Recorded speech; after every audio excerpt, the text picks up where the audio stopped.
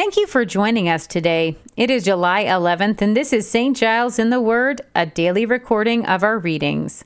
Today we will read from 2 Corinthians chapter 8 and Genesis 8 in the New International Version.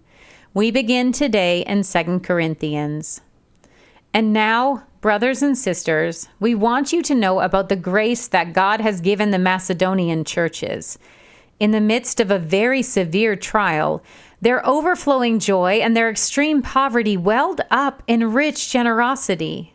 For I testify that they gave as much as they were able, and even beyond their ability, entirely on their own. They urgently pleaded with us for the privilege of sharing in this service to the Lord's people. And they exceeded our expectations. They gave themselves first of all to the Lord, and then by the will of God also to us. So we urged Titus, just as he earlier made a beginning, to bring also to completion this act of grace on your part.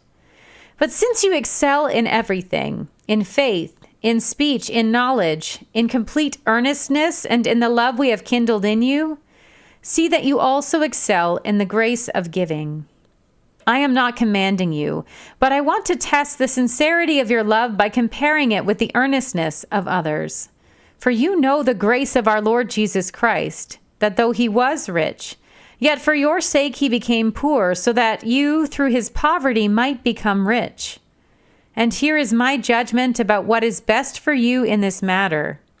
Last year, you were the first not only to give, but also to have the desire to do so.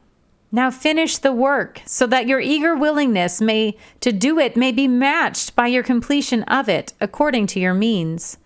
For if the willingness is there, the gift is acceptable according to what one has, not according to what one does not have. Our desire is not that others might be relieved while you are hard-pressed, but that there might be equality. At the present time, your plenty will supply what they need, so that in turn their plenty will supply what you need. The goal is equality, as it is written, "The one who gathered much did not have too much, and the one who gathered little did not have too little." Thanks be to God who put into the heart of Titus the same concern I have for you. For Titus not only welcomed our appeal, but he is coming to you with much enthusiasm and on his own initiative. And we are sending along with him the brother who is praised by all the churches for his service to the gospel. What is more, he was chosen by the churches to accompany us as we carry the offering, which we administer in order to honor the Lord himself and to show our eagerness to help. We want to avoid any criticism of the way we administer this liberal gift.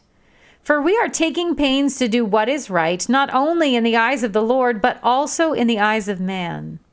In addition, we are sending with them our brother who has often proved to us in many ways that he is zealous, and now even more so because of his great confidence in you. As for Titus, he is my partner and co-worker among you. As for our brothers, they are representatives of the churches and an honor to Christ. Therefore, show these men the proof of your love and the reason for our pride in you, so that the churches can see it. We turn now to Genesis 8. But God remembered Noah and all the wild animals and the livestock that were with him in the ark, and he sent a wind over the earth, and the waters receded. Now the springs of the deep and the floodgates of the heavens had been closed, and the rain had stopped falling from the sky. The water receded steadily from the earth.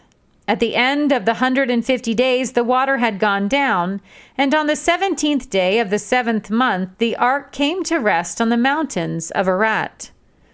The waters continued to recede until the 10th month, and on the first day of the 10th month, the tops of the mountains became visible. After 40 days, Noah opened a window he had made in the ark and sent out a raven, and it kept flying back and forth until the water had dried up from the earth. Then he sent out a dove to see if the water had receded from the surface of the ground. But the dove could find nowhere to perch because there was water all over the surface of the earth. So it returned to Noah in the ark. He reached out his hand and took the dove and brought it back to himself in the ark. He waited 7 more days and again sent out the dove from the ark. When the dove returned to him in the evening, there in its beak was a freshly plucked olive leaf. Then Noah knew the water had receded from the earth. He waited 7 more days and sent the dove out again, but this time it did not return to him. By the first day of the first month of Noah's 601st year, the water had dried up from the earth. Noah then removed the covering from the ark and saw that the surface of the ground was dry. By the 27th day of the second month, the earth was completely dry. Then God said to Noah, "Come out of the ark, you and your wife, and your sons and their wives. Bring out every kind of living creature that is with you, the birds, the animals, and all the creatures that move along the ground, so they can multiply on the earth and be fruitful and increase in number on it." So Noah came out, together with his sons and his wife and his sons' wives. All the animals and all the creatures that move along the ground, and all the birds, everything that moves on the land came out of the ark, one kind after another. Then Noah built an altar to the Lord, and taking some of all the clean animals and clean birds, he sacrificed burnt offerings on it.